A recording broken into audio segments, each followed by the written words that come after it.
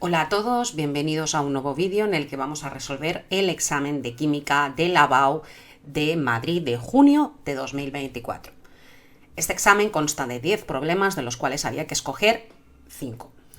Vamos al primer problema. Considere los elementos A, B y C con números atómicos Z, Z más 1 y Z más 2 respectivamente, sabiendo que B es el gas noble del segundo periodo. Bueno, B es un gas noble del segundo periodo, eso significa que es 1s2, 2s2, 2p6, se trataría en este caso del neón, y aquí nos plantean un juego, pues un número atómico menor, un número atómico mayor. Así que A es un número atómico de 1s2, 2s2, 2p5, es un halógeno del segundo periodo, por lo tanto es el flúor, ¿vale? Y el elemento C, pues tiene un número atómico 1 más, 1s2, 2s2, 2p6, 3s1, se trataría de un alcalino del tercer periodo, que en este caso sería el sodio. Como siempre decimos en clase, es muy importante saberse la tabla periódica. Nos pide que para cada elemento identifiquemos nombre y periodo, esto ya lo tenemos, es que vamos su configuración electrónica, aquí indiquemos cuántos electrones desapareados tiene. Bueno, pues aquí si vamos al orbital 2p, ¿vale? Y repartimos los electrones, son 5, 1, 2, 3, 4 y 5, pues aquí tendríamos un electrón desapareado. En el gas noble, nada, porque no tiene electrones desapareados, pero en el orbital 3s del sodio hay un solo electrón, por lo tanto tenemos un electrón desapareado. Bueno, pues esto ya lo tenemos. Luego en el B nos pide que justifiquemos cuál es el ion más estable. Para obtener el ion más estable lo que hay que hacer es aproximarse al gas noble más próximo. En este caso nos piden del elemento A y C que indiquemos el tipo de ion. Aquí estamos más cerca obviamente del neón, así que le vamos a sumar un electrón. Va a formarse el anión flúor. Vamos a poner aquí A-1 y esto como es un gas noble nada, pero aquí estamos más cerca del neón que del argón. Entonces vamos a retirar un electrón en vez de sumar. Entonces aquí se formará un catión, que es el catión sodio OB más 1, ¿vale? Ya lo tenemos. Luego en el C nos dice que razone cuál de ellos tiene radio atómico mayor. Cuidado aquí porque nos están preguntando de los cationes, ¿no? Porque supongo que hace referencia al apartado B. Entonces aquí lo que tenemos que indicar es lo siguiente, es que los cationes, bueno, aquí tenemos que indicar que, importante, lo de los cationes.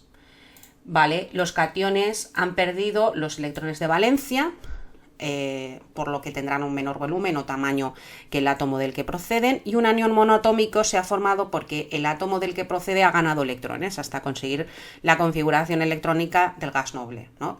Al albergar más electrones en el mismo volumen, la repulsión interelectrónica provoca que la capa se expanda ligeramente, por lo que los aniones suelen tener tamaños ligeramente mayores que los átomos de los que proceden. Entonces aquí tenemos que decir que el radio atómico del ion flúor es mayor que el radio atómico del catión sodio, ¿vale? Entonces tiene mayor radio atómico el radio iónico del ion fluoruro, ¿vale? Y además es que, fijaros que estamos comparando como dos especies realmente isoelectrónicas, ¿no? Entonces al comparar dos especies isoelectrónicas de sus iones, ¿vale? Tenemos que ver que el sodio tiene un radio atómico más pequeño. Y luego nos dice que formulemos y nombremos el compuesto formado por A y C. Bueno, pues esto sería el fluoruro de sodio, ¿vale? Entonces el fluoruro de sodio es un compuesto que está formado por un metal y un halógeno con mucha diferencia de electronegatividad entre ellos, y los átomos se transforman en iones por una cesión, captación de electrones y la fuerza de atracción electrostática entre las especies iónicas formadas. Se genera el enlace iónico, que es el que mantiene unidos los iones en la red cristalina del compuesto. Entonces se forma un enlace iónico. Muy bien, pasemos a la 2. El A2 es un ejercicio de química orgánica, bonito, bonito. El A nos dice que indiquemos cuál o cuáles de los siguientes compuestos presenta isomería geométrica, ¿vale? Y escribamos la fórmula desarrollada y el número de cada isómero. Bueno, para que pueda haber isomería geométrica tiene que haber un doble enlace y tiene que estar muy en medio, ¿no? Entonces primero vamos a formular cada uno de los compuestos. Vemos aquí tenemos el propeno, que será CH3, CH doble enlace CH2, ¿vale? Aquí no tiene isómeros geométricos, aunque tenga un doble enlace porque está en un extremo, tendría que estar en medio, entonces no tiene isómeros geométricos porque el carbono está, bueno, pues aquí no, está demasiado en la esquina, tendría que estar un poquito más en medio y además el propeno no tiene la posibilidad porque uno de sus carbonos está unido a dos átomos iguales, dos hidrógenos, entonces este no podría ser. Luego el elemento 2 tenemos el 1-buteno, CH3, CH2, CH doble enlace CH2, por la misma motivo, pues no tiene isómeros geométricos cis y trans, además el doble enlace no está en medio.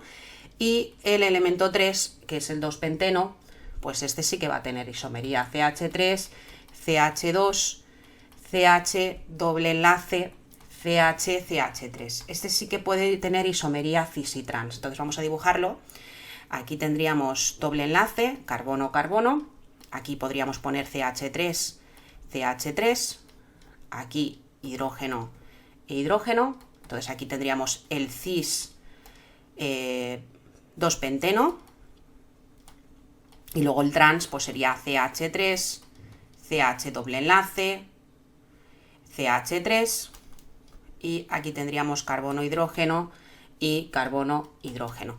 Perdonad, aquí hay una errata. Esperad un segundo porque aquí me faltaría poner CH3, CH2, que no he contado el número de carbonos, ¿vale? Y aquí lo mismo, perdonad, que es un penteno. Entonces CH3, CH2. Ahora sí que lo tengo bien, ¿vale? Entonces aquí tendríamos el cis 2-penteno y aquí tendríamos el trans 2-penteno, ¿vale? Entonces este sí que tiene.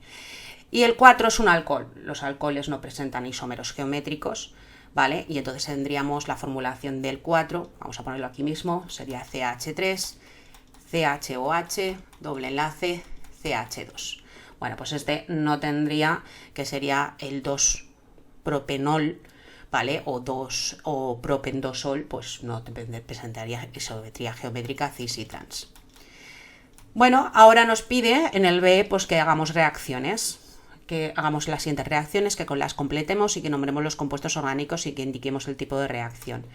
Bueno, pues el primero que tengo pues es el X1-eno más un cloruro de hidrógeno.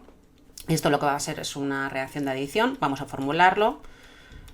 A ver, doble enlace, CH y CH2, CH2, CH3. A ver, 1, 2, 3, 4, 5. Vale, más cloruro de hidrógeno, pues esto sufre una reacción de adición al doble enlace, entonces aquí diremos que es una reacción de adición, perdón, adición con una C, adición, ¿vale?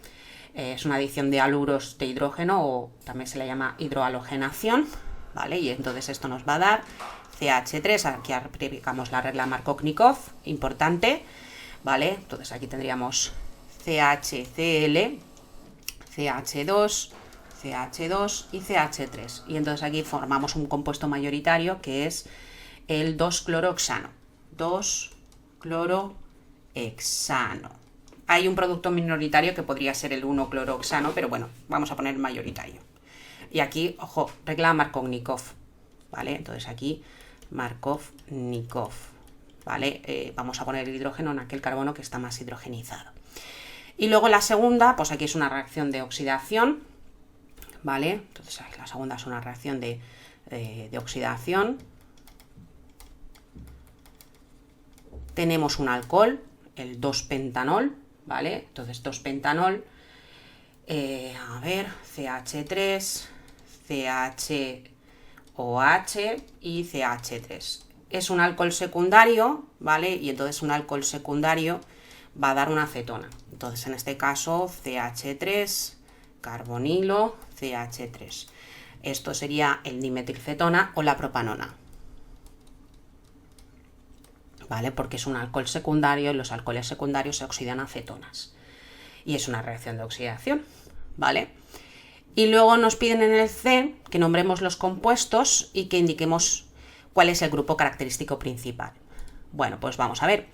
El primero que tenemos aquí es el 2, tenemos un aldehído, ¿vale? Con un doble enlace, entonces es el put2-enal, ¿vale? Y el siguiente es un éster, que tenemos aquí una ramificación, Entonces podemos decir que viene del ácido metanoico, metanoato de y 1, 2, 3 propilo, pero en el 1 hay un radical, de 1-metilpropilo.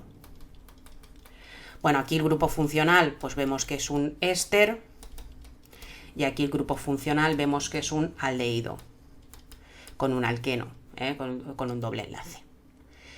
Bueno, como veis, bastante asequible este ejercicio, bastante corto, buena lección si hiciéramos la lección de este problema.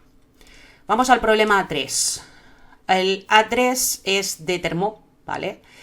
Y cinética, pues sí, mezcladito. Te dice que la siguiente reacción es de orden 2 respecto al monóxido de nitrógeno y de orden 1 respecto al cloro. ¿Vale? Bueno, aquí había una rata en el examen, pero los alumnos nos habéis dicho que aquí dijeron en el examen que aquí había que poner nitrógeno, ¿vale? Que nos piden que escribamos la ecuación de velocidad para dicha reacción y que deduzcamos las unidades de la constante de velocidad si las concentraciones se miden en mol partido litro y en tiempo en segundos.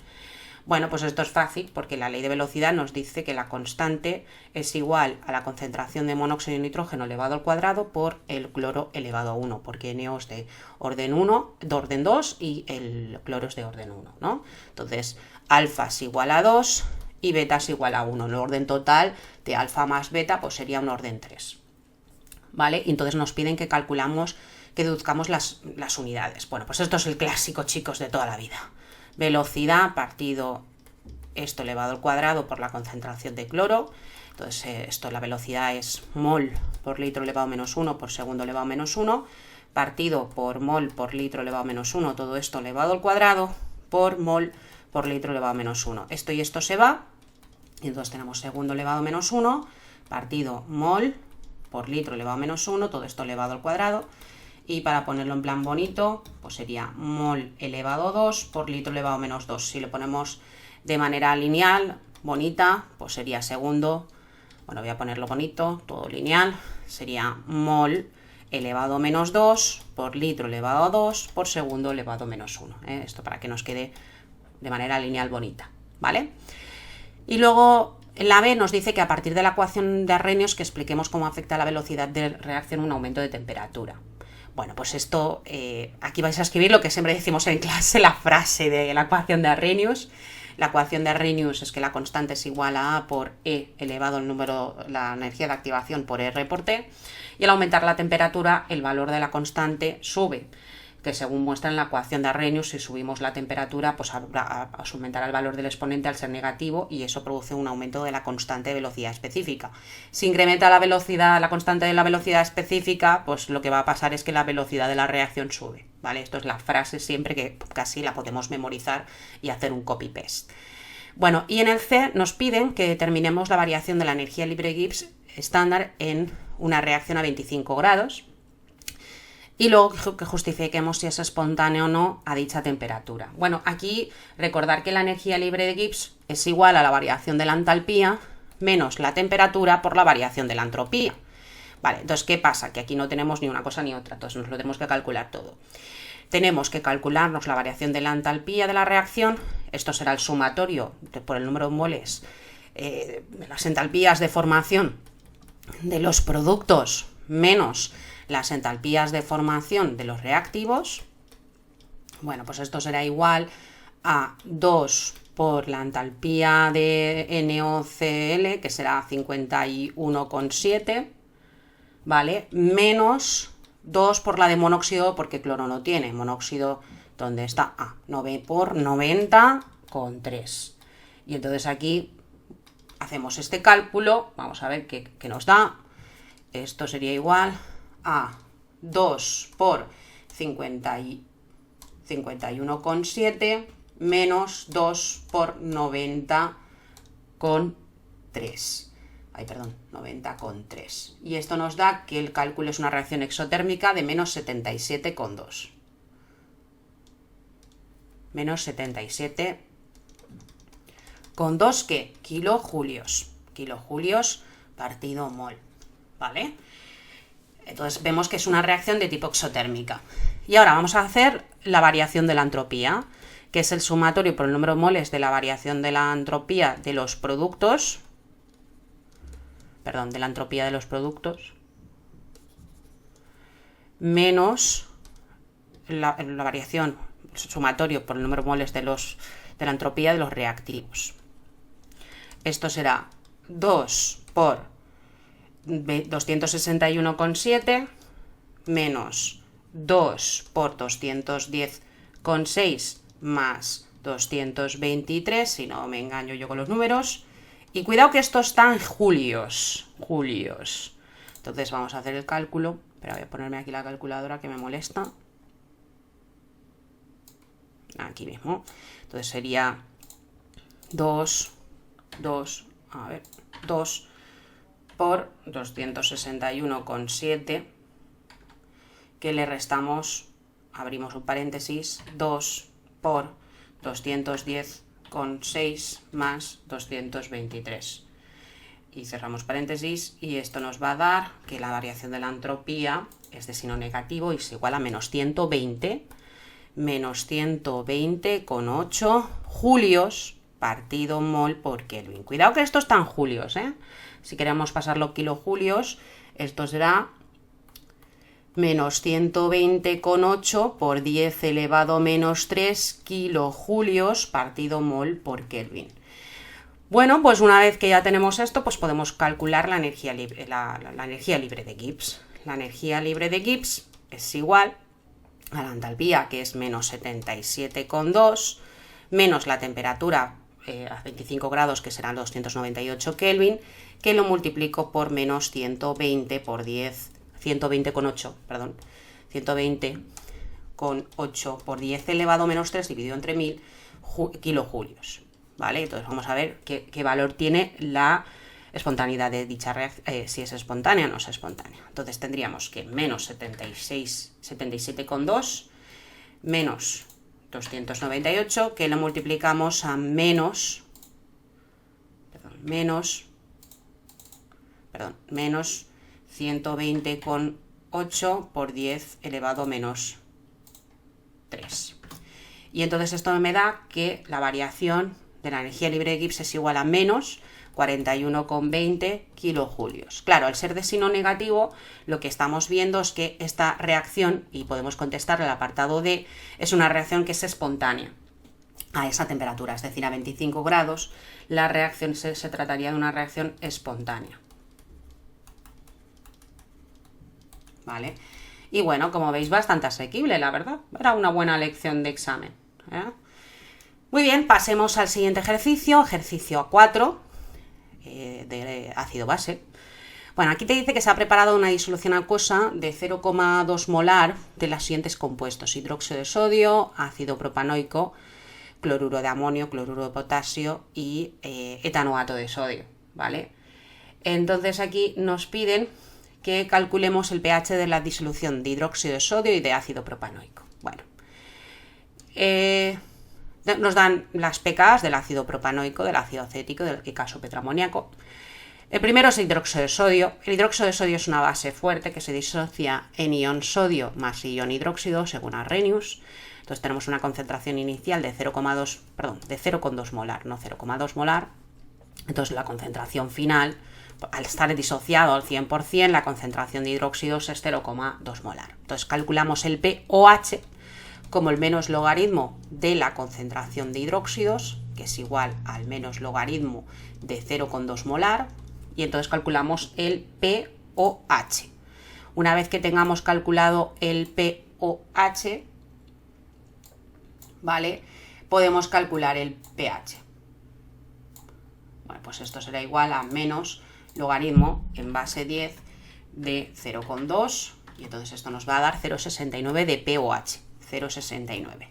Si pOH más pH es igual a 14, pues el pH de esta disolución le restaremos 14. Entonces 14 menos esto sería 13,3. 13,3 de pH. Bueno, pues ya lo tendríamos resuelto. 13,3. Y ahora tenemos que calcular el pH del ácido propanoico. El ácido propanoico es un ácido carboxílico, ¿no? Entonces sería CH3, CH2, COOH, ¿vale? Es un ácido débil, lo disociamos en el ion más un protón, y entonces tenemos una concentración inicial de 0,2, pero aquí una variación de menos X y una concentración en equilibrio de 0,2 menos X. Aquí nada, nada al principio, esto es más X, X y X. Entonces hay que calcular el valor de X. Entonces esto será igual a la K sub A, será igual a la concentración de este por este, X por X, X al cuadrado. ¿Vale? Vamos a escribirlo bonito, porque en el examen lo tenéis que escribir todo bonito. El ion desprotonado del ácido y los protones. Partido la concentración del ácido propanoico. Bueno, el ion propanoato. Bueno, aquí lo podéis escribir de otra manera si os apetece. Entonces esto sería X al cuadrado partido 0,2 menos X. Bueno, fijaros que tenemos el valor de la pK sub A. Recordar que la pK sub A es igual al menos logaritmo de la K sub A. Y por lo tanto la K sub A es igual a 10 elevado menos pK sub A. O lo que es lo mismo, la K sub A sería igual a 10 elevado menos 4,9. ¿Vale? Ese sería el valor de la K sub A. Entonces tenemos que resolver esta ecuación. Entonces, si resolvemos esa ecuación, podemos calcular el valor de X, y si tenemos el valor de X, podemos calcular el pH. ¿Vale? Entonces tenemos una ecuación de grado 2, donde X al cuadrado es igual a 10 elevado menos 4,9 por 0,2 menos X. Entonces X es igual a, pues vamos a hacer esta operación, 10 elevado menos 4,9, que lo multiplicamos por 0,2. Y entonces esto nos da que es 2,52 por 10 elevado a menos 6 menos 10 elevado a menos 4,9x. Si ordenamos la ecuación de grado 2, x al cuadrado más 10 elevado a menos 4,9x menos 2,52 por 10 elevado a menos 6, tendremos dos resultados, x1 o x2. El x2 será negativo, por lo tanto lo tenemos que despreciar, nos quedamos con el positivo. Y todo esto lo igualamos a 0 y resolvemos esta ecuación de grado 2 con la calculadora. Le damos a menú ecuación, polinómica de grado 2, y bueno, pues aquí tenemos 2,52 por 10 elevado a menos 6, enter, menos 10 elevado a menos 4,9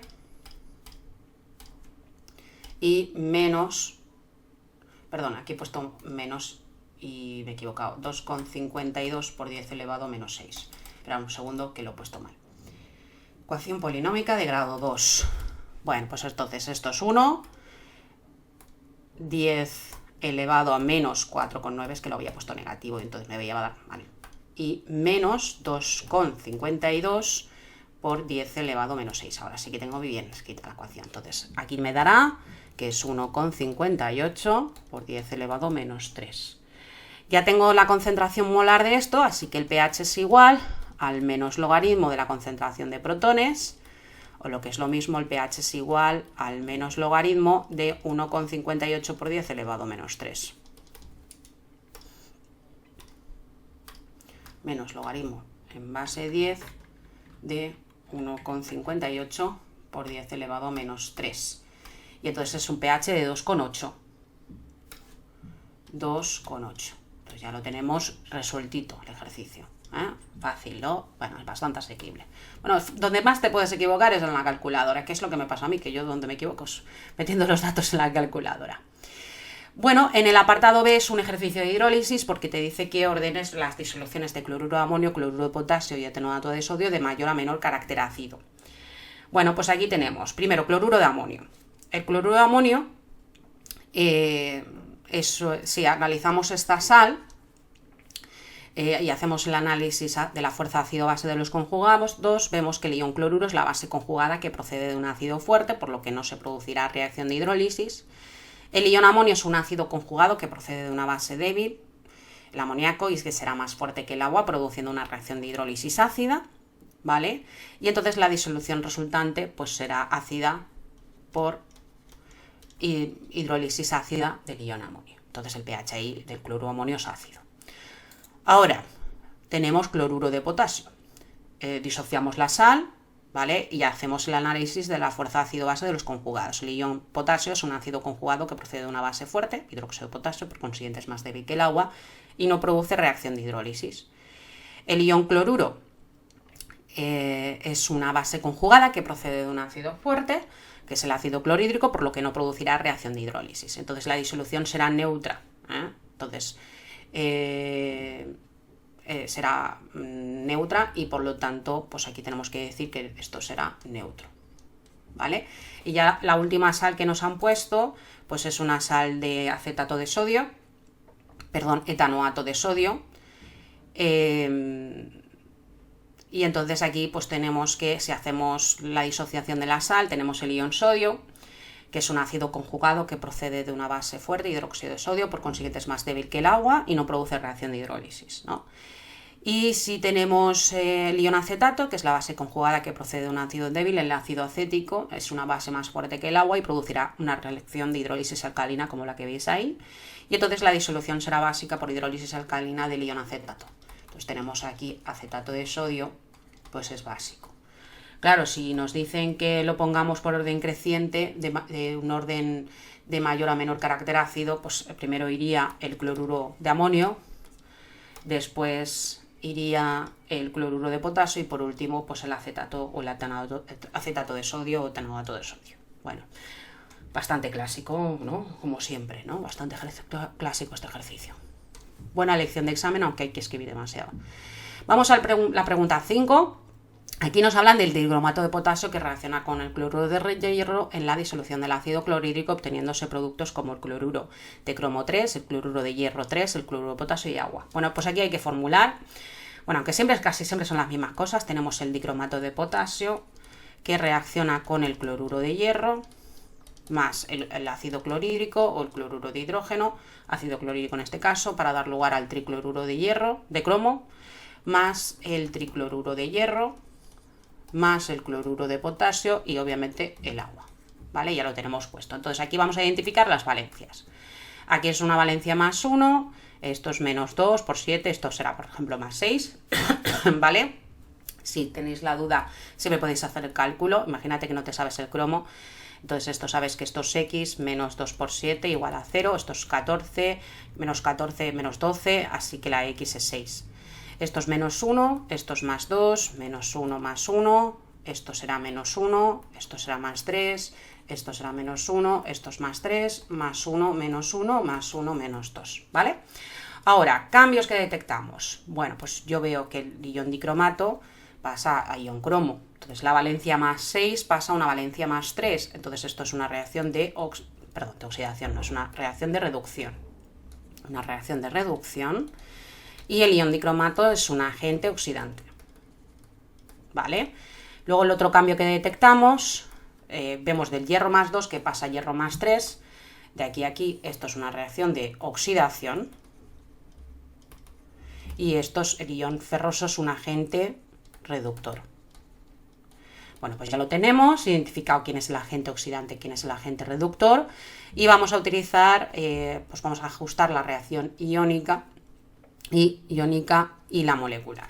Primero que disociamos tenemos el ion dicromato, que da lugar a ion cromo más 3, después tenemos el ferroso, que pasa a férrico, ¿vale? Ya tenemos identificado la reacción de oxidación y la reducción. Esto es reducción y esto es oxidación. Bueno, vamos al balance de masas. El primer paso sería ajustar del balance de masas a aquellos átomos que son distintos del oxígeno y el hidrógeno. Pues yo veo aquí 2 cromos o 2 cromos. Siguiente paso, ajustar átomos de oxígeno con agua. Aquí tengo 7, pues voy a poner 7 moléculas de agua. Y después ajustamos protones. 7 por 2, 14 protones. Ya tenemos el balance de masas, ahora lo que vamos a hacer es el balance de cargas. Aquí vamos a sumar un electrón, más 2 y 3, un electrón. Y aquí tengo 6 positivas, 2 negativas, 14 positivas, así que voy a poner 6 electrones. Porque fijaros, menos 6 más 14 menos 2... ¿me da 6? Sí. Fijaros, menos 14 menos 2 es menos 12, menos 12 más menos 6 me da más 6, así que lo tengo ajustado. Entonces ahora, transferencia electrónica, esto está un 6, esto está por 1, entonces esto lo multiplico por 6. Bueno, pues nada, ahora sumo y obtengo la reacción iónica.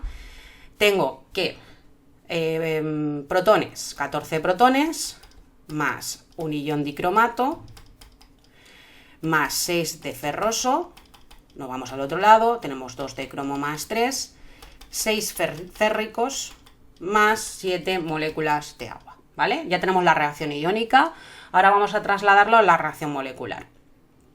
Entonces, la reacción molecular pues sería, tenemos un dicromato de potasio más 6 de cloruro de hierro, de ácido clorhídrico tengo 14 de ácido clorhídrico, nos vamos al otro lado, 2 de tricloruro de cromo, 6 de tricloruro de hierro y el pobre cloruro de potasio que lo tengo que tocar por tanteo, más 7 moléculas de agua. Bueno, para tocarlo por tanteo lo que voy a hacer es poner aquí un 2 y ya lo tengo, ¿vale? Entonces esta sería la reacción global ajustada molecular. Y luego pues el apartado C pues ya es un ejercicio de estequiometría porque te dice, determine qué masa de dicromato de potasio se necesita para que reaccione completamente 50 mililitros de una disolución de cloruro de hierro 2 a 0,6 molar. Bueno, pues esto está prácticamente hecho. Voy a dejar aquí la reacción escrita. Entonces vamos a calcular primero los moles de cloruro de hierro 2. Nos dicen que tenemos una molaridad de 0, entonces multiplicamos la molaridad por el volumen. 0,6 molar lo multiplico por 50 por 10 elevado a menos 3 litros. Entonces 0,6 multiplico por 50 por 10 elevado a menos 3 y entonces esto me va a dar 0,03 molar. 0,03 moles. Ahora hacemos la relación estequiométrica porque hay que calcular la masa de esto, ¿no? Entonces la masa de dicromato de potasio dividido entre 1 es igual a los moles de cloruro de hierro dividido entre 6. Así que estos moles, los de dicromato, será 0,03 dividido entre 6. Que esto nos va a dar 5 por 10 elevado a menos 3 moles. Pues nada, ahora calculamos la masa en gramos, que será el número de moles por el peso molar. Es decir, el número de moles, 5 por 10 elevado a menos 3, que lo multiplico por 39,1 por 2, más 52 por 2, más 16 por 7. Esto lo multiplicamos por 39,1 por 2, más 52 por 2, más 16 por 7. Bueno, pues esto nos va a dar un total de 1,471 gramos de dicromato de potasio se va a formar o se necesitará para que reaccione, completamente con 50 mililitros de una disolución de cloruro de hierro 2. Muy bien, pasemos al siguiente problema. Vamos ya a la parte de la segunda capa la segunda lado del examen. Vamos a la opción B, B1. Nos dan 3 moléculas y nos piden que respondamos las siguientes cuestiones. Que representemos sus estructuras de Lewis y indiquemos cuántos pares de electrones no enlazantes tiene el átomo central. Que indiquemos indique y represente sus geometrías moleculares de acuerdo con la teoría de repulsión de pares de electrones de la capa de valencia y escriba su viridación del átomo central. Y luego justifique la polaridad de cada una. Bueno, lo que vamos a hacer es que la vamos a hacer toda a la vez, ¿vale? Acordaros que en clase nosotros hacemos el cálculo, ¿vale? De esto para saber cuántos pares enlazantes, pares solitarios, carga formal. Entonces lo que voy a hacer en el vídeo es que directamente lo voy a escribir. Tendríamos el trifluoruro de fósforo, que tendría 3 pares enlazantes, pares solitarios 1, 2, 3, 4, 5, 6, 7, 8, 9, 10, ¿vale? El átomo central le acompañan 3 elementos y el átomo central tiene un par de electrones solitarios. Y luego OCS, como el carbono es el que tiene mayor covalencia, es el que estará en medio, me saldrá que el cálculo tengo 4 pares enlazantes, uno con un oxígeno y otro con un azufre, y pares solitarios aquí. El átomo central le acompañan 2 elementos y el átomo central tiene 0 pares de electrones solitarios, ¿vale? Entonces, vamos a hacerlo toda a la vez, ¿vale? Toda a la vez. Si nos vamos a la primera molécula, que hemos dicho que tiene el átomo central, le acompañan 3 elementos y tiene un par de electrones solitarios, es una especie del tipo AX3E1 con un número estérico 4, a la que le corresponde una distribución tetraédrica de los ligandos y los pares no enlazantes alrededor del átomo central. Como existe un par no enlazante de electrones sobre el nitrógeno, la geometría, electrones sobre el fósforo, que aquí es el fósforo, ¿vale? La geometría molecular es piramidal ¿vale? Con ángulos de enlace menores a los de un tetraedro, debido a la repulsión provocada por el par no enlazante. Y luego, al ser el flúor más, en cuanto a la polaridad, al ser el flúor más electronegativo que el fósforo, ¿vale? La molécula presenta 3 dipolos dirigidos hacia el flúor, y como los 3 vectores de momento dipolar son iguales y la geometría es piramidal, la resultante de estos dista de 0, es decir, que es distinta de 0 porque hay un par de electrones solitarios. Entonces el momento dipolar total va a ser distinto de 0 y se tratará de una molécula polar, ¿vale? Ahora, en cuanto al tipo de hibridación, pues esto tiene truco, porque si viene un número estérico de 4, ¿vale? Eso significa que es una hibridación sp3. ¿Vale? Esto es un pequeño truco, ¿vale? La hibridación del fósforo en el trifluoruro de fósforo es una hibridación sp3, ¿vale? Y en el siguiente, como viene de un número estérico de 2, pues es una hibridación sp. Esto es un pequeño truco. Como te dice indica y que no lo expliques, pues sería indicar eso. Y luego la otra molécula, en cuanto a la geometría, pues de acuerdo con la notación de la teoría de repulsión de pares de electrones de valencia, es una molécula de tipo AX2 con número estérico 2, a la que le corresponde una distribución lineal de ligandos y pares no enlazantes alrededor del átomo central, y al no existir pares de electrones no enlazantes sobre el carbono, pues coincide la distribución y la forma de la molécula, por lo tanto presenta una geometría molecular lineal. Al ser el azufre ligeramente más electronegativo que el carbono, la molécula presenta 2 dipolos diferentes, uno dirigido del carbono al azufre y otro dirigido del carbono al oxígeno. Como los 2 vectores del momento dipolar son distintos, la geometría es lineal, ¿vale? Pero la resultante entre ambos, como es asimétrico, pues es distinta de 0. ¿No? Entonces el momento dipolar total es distinto de 0 y entonces se trata de una molécula pues también polar, ¿vale? Las dos son polares. Pero fijaros que aquí el dipolo de aquí es más intenso y el de aquí menos intenso, ¿no? Entonces hay una asimetría y entonces hace que el momento dipolar total sea 0. Es una molécula de geometría lineal de AX2 irregular, que se llama, ¿eh? Entonces cuando son irregulares, que el elemento X es distinto, pues se trata, es una molécula polar. Muy bien, pasemos al B2. Responda a las siguientes preguntas. Escriba la fórmula semidesarrollada de los siguientes compuestos y formule una reacción de esterificación y condensación en la que se obtenga como producto 2-metilbutanoato de propilo y nombre los reactivos. Y luego pues el ejercicio pues vemos que es un ejercicio de combustión y de estecometría. La verdad es que esto es un poquito largo, pero bueno. El primero sería el ácido etanodioico, ¿vale? Etanodioico pues sería HOOC, COOH, ¿vale? Esto sería el ácido etanodioico. Luego el 2 nos pide el 2-metilbutanoato de propilo, esto es un éster, entonces sería CH3, CH2, CH, vamos a poner aquí CH3, COO, CH2, CH2, CH3, ¿vale? Ya tenemos el 2-metilbutanoato de propilo. Y en el 3 tenemos 2,3,3 trimetilpentanal. Es un aldehído de 5 carbonos, entonces CH3, CH, aquí tendríamos, el aldehído empezaríamos por aquí, CH y el CHO, ¿no? A ver, pues luego completo, 1, 2, 3, 4, 5. Y entonces aquí en el 3 tendríamos metil, y en el 2 tendríamos otro metil. Entonces aquí tendríamos CH3. ¿Vale? Sería esto, 2,3 trimetilpentanal. Ya tenemos el A, vamos a hacer el B. Formule la reacción de esterificación de la condensación que se obtenga como producto 2-metilbutanoato de propilo y nombre los reactivos. Es decir, nosotros al final tenemos que tener 2-metilbutanoato de propilo. Entonces sería CH3, CH2, COO. Aquí pondríamos un hidrógeno y aquí el metil, CH3, y luego de propilo, CH2,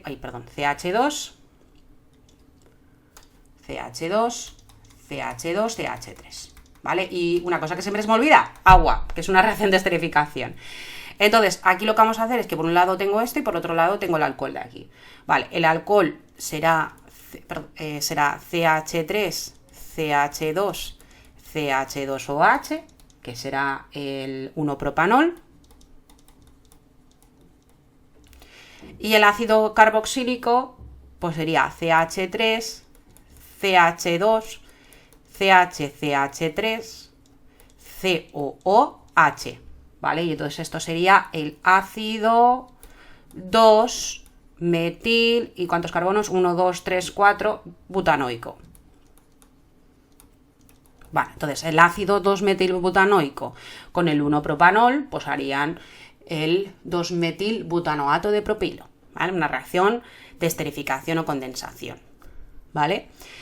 Y luego nos dice en el B que formulemos y ajustemos la reacción de combustión del etanol, ¿vale? A partir de ella que determinemos la riqueza del etanol de una muestra de 17 gramos, sabiendo que al reaccionar con un exceso de oxígeno se obtiene 14,2 litros de dióxido de carbono medidos a 25 grados y a 785 mililitros de mercurio. Bueno, primero habrá que formular el etanol. Cetanol es CH3, CH2OH, o lo que es lo mismo, C2H6, ¿no? 3 y 2, 6, O más oxígeno, da lugar a CO2 y agua. Bueno, pues aquí tendríamos que poner un 2 aquí. Aquí pondríamos un 3, 2 por 2, 4, más 3, ¿vale? Sería... a ver, ¿cuántos oxígenos hay? Ah, vale.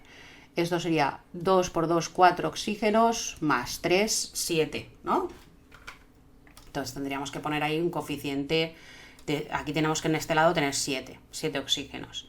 Entonces, como le quitamos uno menos, pues 7 me quedo con 6. Así que poniendo 3, 3 por 2, 6 y 1, 7. ¿Vale? Ya lo tendríamos ajustado.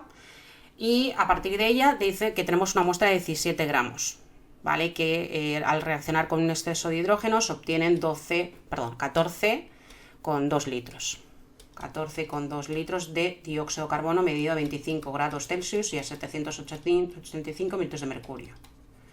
Bueno, pues vamos a calcular esto, porque nos pide que calculemos la riqueza del etanol, ¿no? Entonces el porcentaje de riqueza será igual a la masa pura partido por la masa impura, que en este caso nos dicen que son 17. Entonces aquí el porcentaje de riqueza será igual a la masa pura, que no la sé, la voy a sacar por estequiometría, pero aquí dividido entre 17 gramos, ¿vale? De muestra por 100. Vale, entonces vamos a ver cuántos son los moles de carbono. Aquí los moles de CO2, vamos a utilizar la ley de gases ideales. Presión por volumen es igual a R por T. La presión es 785, que lo dividimos entre 760 para convertirlo en atmósferas, con un volumen de 14,2 litros. Todo esto dividido entre 0,082 por la constante de gases ideales, que es 0,082 por la temperatura, 25 más 273 sería 298 grados Kelvin. Entonces calcularíamos el número de moles, en este caso, de dióxido de carbono. Vamos a calcularlo. Tenemos aquí nuestra calculadora. Entonces esto será igual a 785 mililitros de mercurio, lo dividimos entre 760 para convertirlo a atmósferas, por 14,2 litros, que lo dividimos entre 0,082 por una temperatura de 298 grados Kelvin. Esto nos sale 0,6 moles de dióxido de carbono. Entonces los moles de CO2 son 0,6 moles.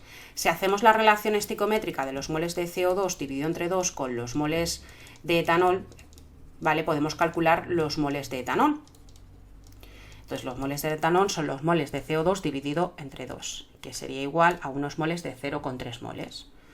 0,3 moles de etanol. Y ahora calculamos la masa en gramos de etanol, que será 0,3 moles, que lo multiplicamos por el peso molar del etanol.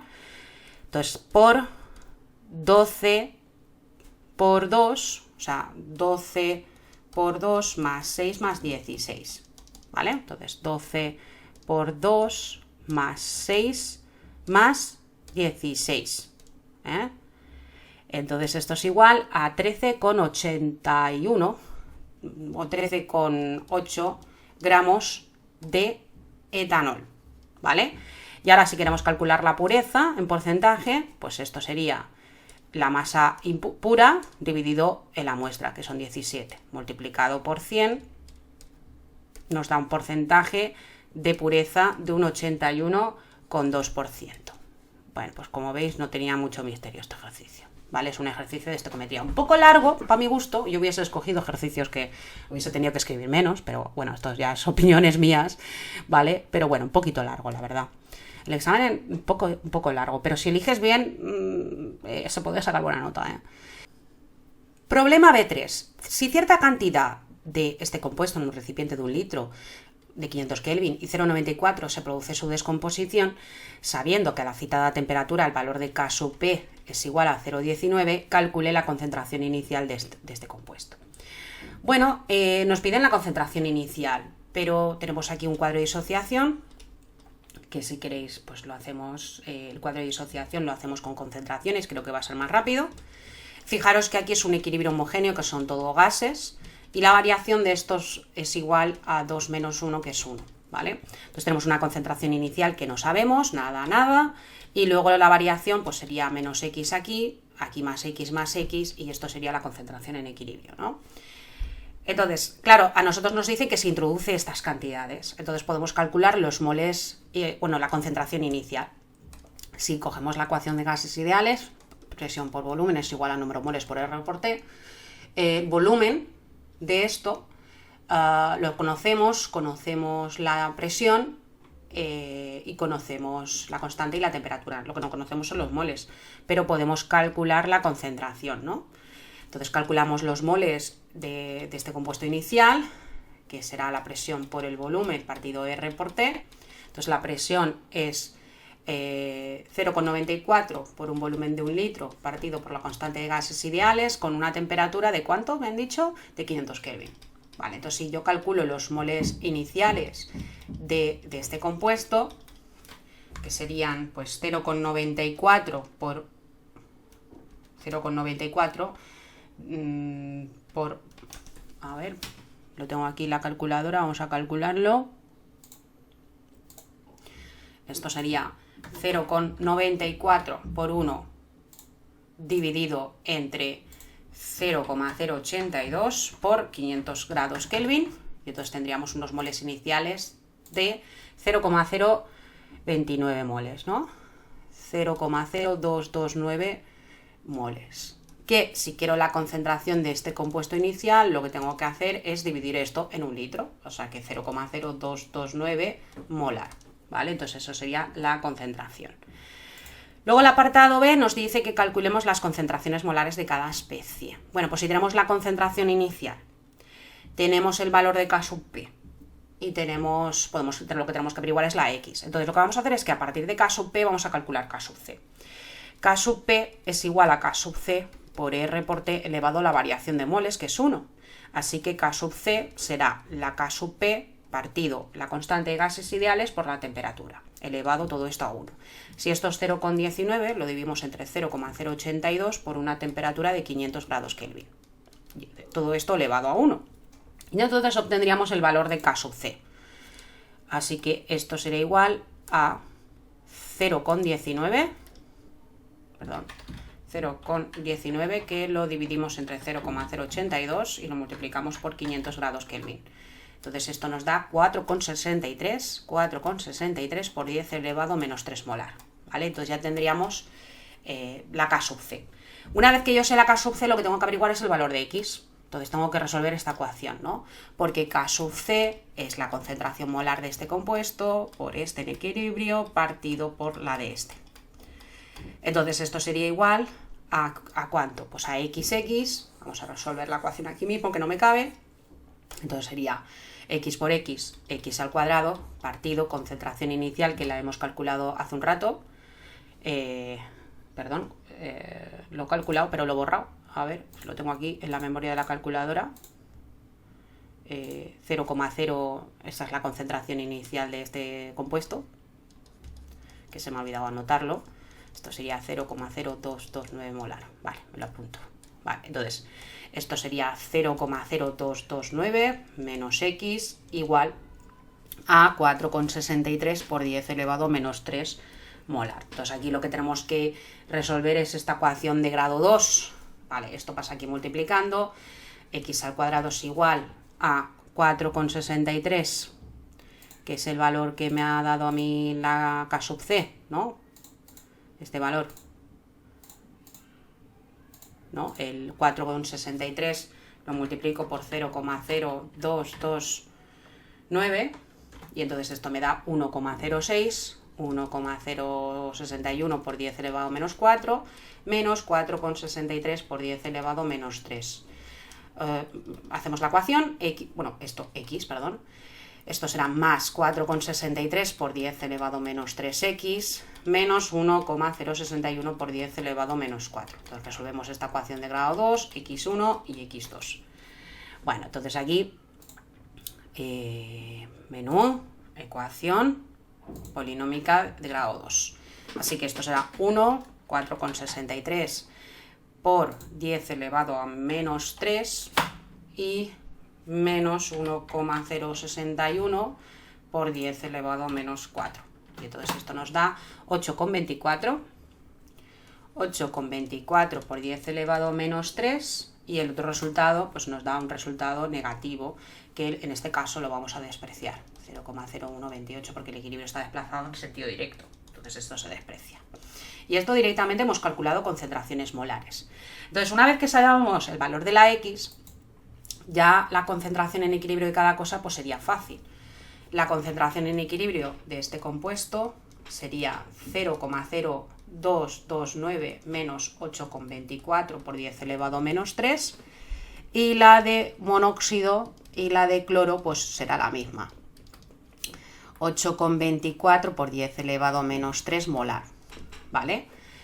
Y la de este compuesto, la del primero, bueno, lo he borrado, pero esto sería 0,0229 menos 8,24 por 10 elevado a menos 3 molar. Todo esto será igual, pues vamos a hacer la operación. 0,0229, le restamos 8,24 por 10 elevado a menos 3 y esto nos va a dar una concentración molar de 0,01466 molar. Bueno, así un poquito rollo el cálculo, ¿vale? Entonces tendríamos, esto sería la concentración de este compuesto y esto serían las concentraciones de estos compuestos en el equilibrio, que es lo que me pedía el ejercicio. ¿Y qué más me pide? Me pide la presión parcial de cada uno de los gases. La verdad, qué rollo de ejercicio. Bueno, entonces la presión parcial de cada gas. Bueno, pues como yo tengo las concentraciones molares, pues a partir de la ecuación de gases ideales voy a deducir la presión. Entonces esto será número moles partido el volumen por R por T, o lo que es lo mismo, la presión es igual a la concentración molar de cada compuesto por R por T. Entonces la presión de este compuesto será 0,01466 molar por 0,082, que lo multiplicamos por 500 Kelvin, perdón. Y entonces tendríamos la presión parcial de este gas. Esto sería igual a esto, que lo tenemos además justo aquí. Lo multiplicamos por 0,082 por 500 Kelvin. Y entonces nos da una presión de 0,6, ¿no? 0,60106 atmósferas. Y ya por último, la presión parcial del monóxido, que es la misma que la del clorogas, sería 8,24 por 10 elevado a menos 3 por 0,082 por 500. Ay, no me cabe la calculadora en ningún sitio ya. Esto sería 8,24 por 10 elevado a menos 3, que lo multiplicamos por 0,082 por 500 Kelvin. Y entonces nos da que es igual a 0,337 atmósferas. Y ya tenemos el ejercicio, bueno, podemos redondear a 8, y ya lo tendríamos resuelto, ¿vale? Bueno, el típico ejercicio de equilibrio químico tampoco ha tenido mucho misterio, ¿no? Como veis, ¿vale? Vamos al siguiente, B4, que es de precipitación. Nos dice que tenemos una muestra contaminada con 8,3 por 10 elevado a menos 4 miligramos por litro de cadmio y se hace reaccionar con hidróxido para eliminar parte del cadmio precipitado en forma de hidróxido de cadmio. Nos pide que formulemos el equilibrio de solubilidad del hidróxido de cadmio, detallando el estado de degradación de cada especie y que exprimamos la expresión de KS o KPS, como queráis decirlo. Luego que calculemos el pH mínimo necesario para que se inicie la precipitación del hidróxido.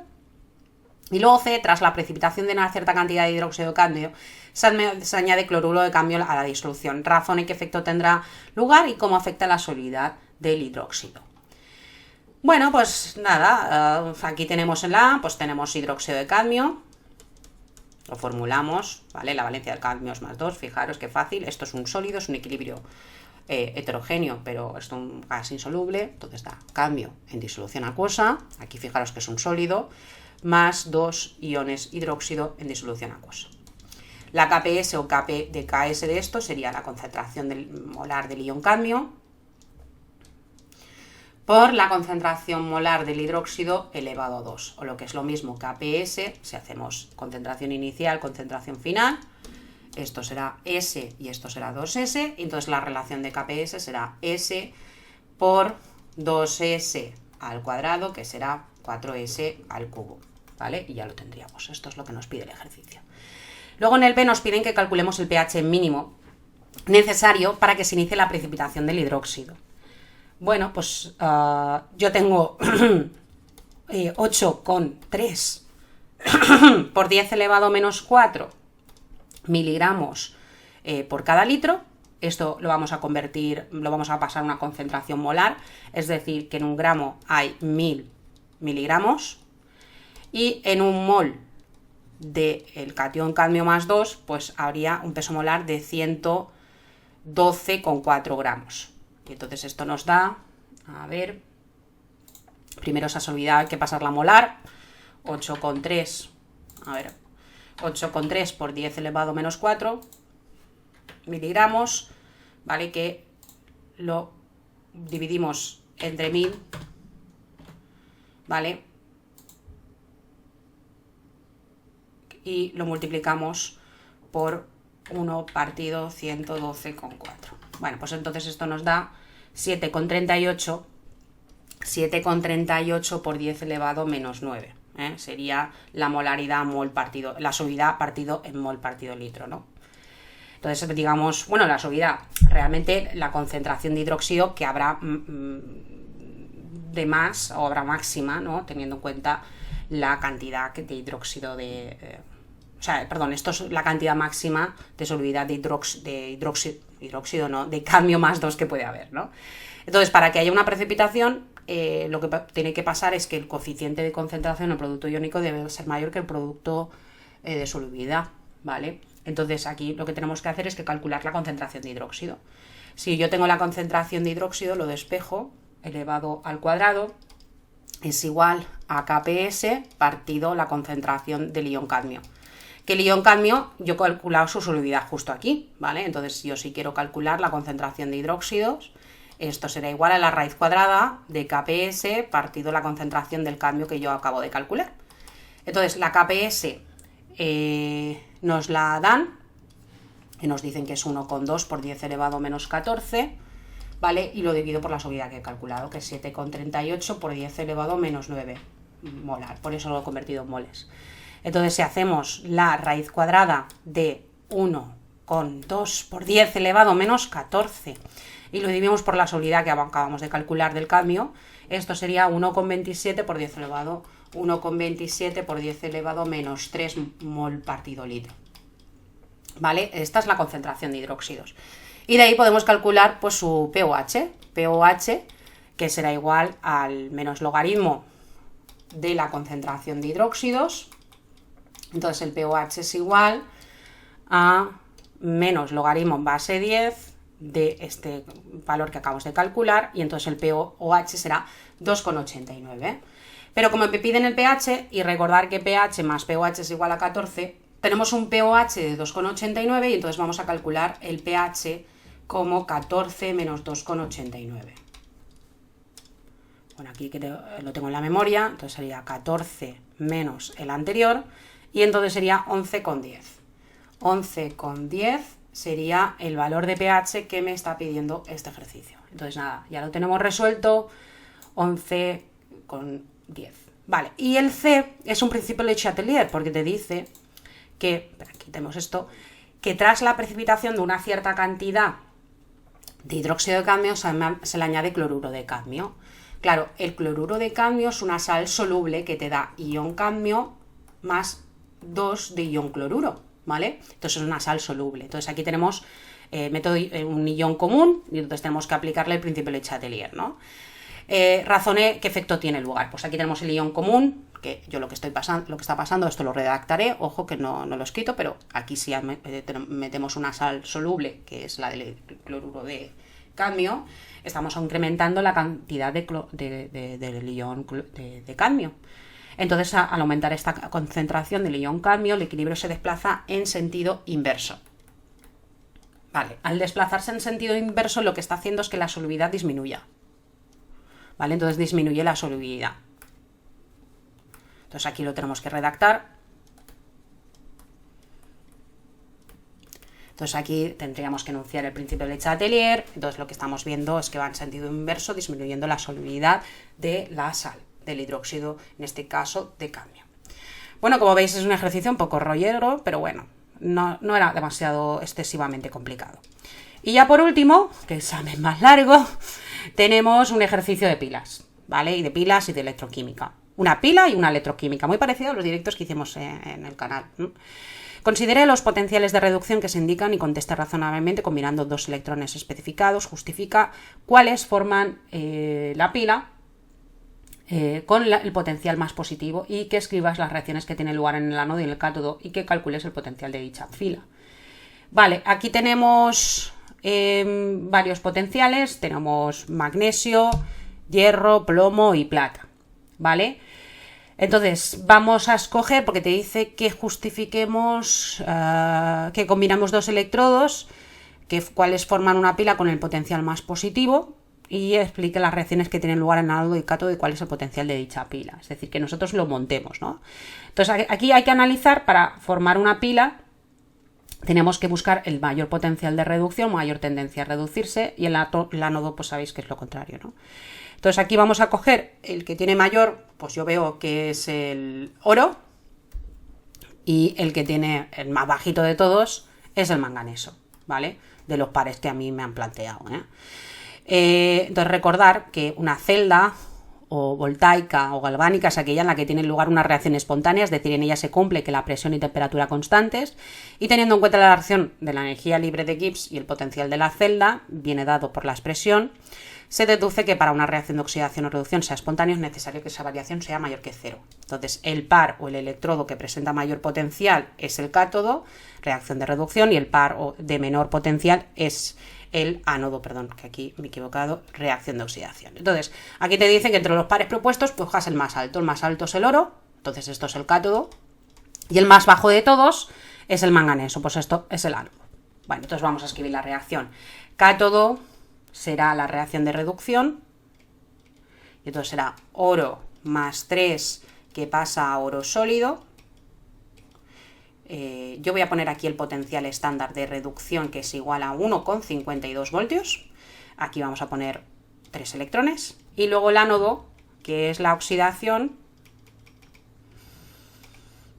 vamos a poner la reacción del manganeso sólido, que pasa a manganeso más 2.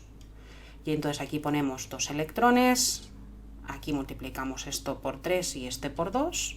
Escribimos la reacción global ajustada, que sería 2 de ion oro más 3 en disolución acuosa, más 3 manganesos sólidos, nos vamos al otro lado, 2 de oro sólido, más 3 de manganeso más 2 en disolución acuosa. Y aquí voy a poner el potencial estándar de oxidación. Ya sabéis que a mí me gusta sumar, y entonces aquí si quiero el de oxidación, yo te doy los de reducción. Bueno, el enunciado nos da los de reducción. Si tú quieres el de oxidación, lo que haces es cambiar el signo.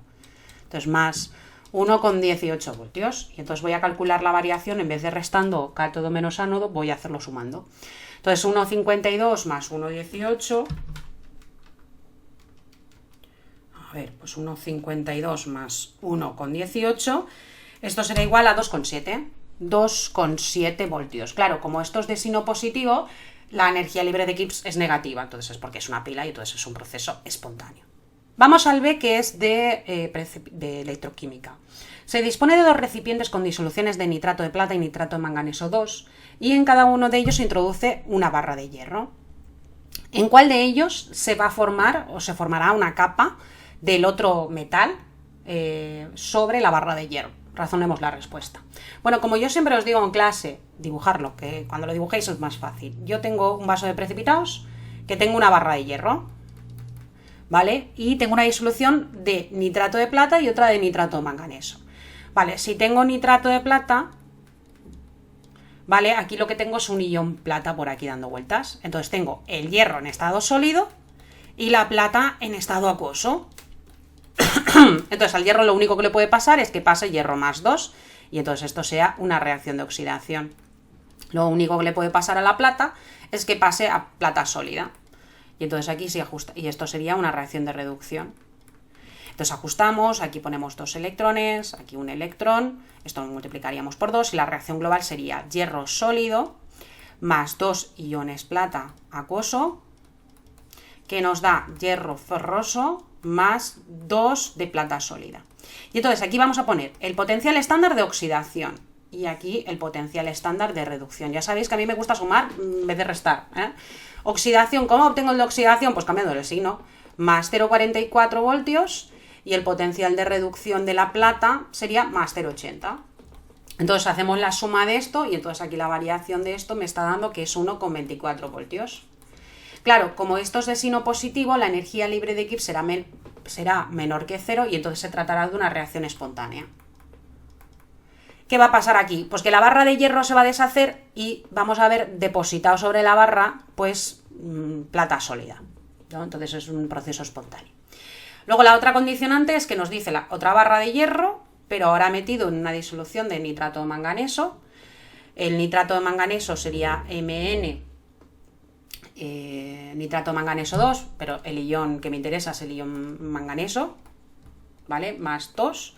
Entonces, claro, yo tengo aquí el hierro en forma sólida y el manganeso en la disolución lo tengo en forma más 2, ¿vale? Entonces, ¿qué le puede pasar al hierro? Pues que se oxide, pasa más 2, entonces esto sea una reacción de oxidación.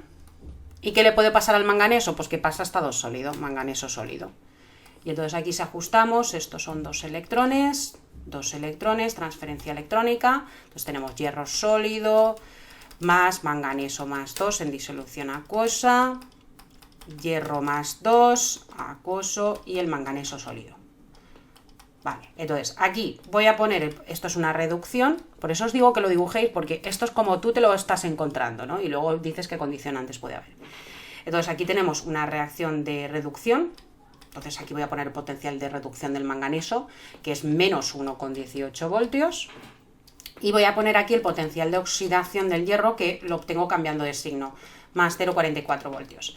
Claro, si yo sumo 0,44 menos 1,18, ¿qué va a pasar? Que esto me da de signo negativo. Entonces la variación de esto me da menor que 0, es decir, negativa, es decir, me da un valor de variación de potencial de la reacción de menos 0,74 voltios, y entonces la energía libre de Gibbs va a ser mayor que 0 y entonces no es espontánea.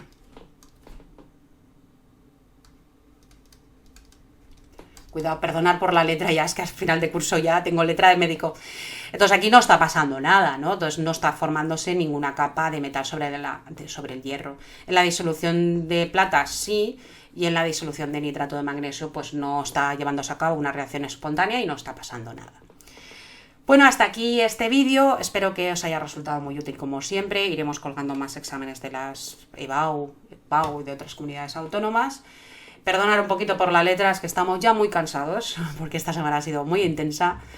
Pero nada, como siempre buscamos que esto sea útil y que también conozcáis pues, la forma que tenemos de trabajar y también pues, que nos conozcáis, ¿no? Somos una academia que somos Didactis y centro formacional, ¿vale?